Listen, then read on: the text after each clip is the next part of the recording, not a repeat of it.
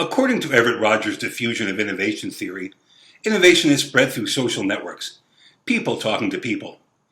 In our vast and diverse school district, messages don't always get across to their intended audiences, and as a result, schools don't always know of all the resources available or how to take full advantage of them to engage students, enhance learning, and make everyone better at their jobs.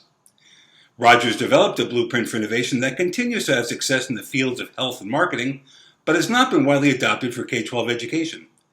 Using little more than our existing instructional technology resources, collective experiences, and enthusiasm for education, we can create learning environments that are conducive to innovation. Beginning by expanding our network of like-minded educators, our change agents, we will help spread innovation in our schools and offices by identifying the need for change and actively bringing solutions to instructional and administrative challenges.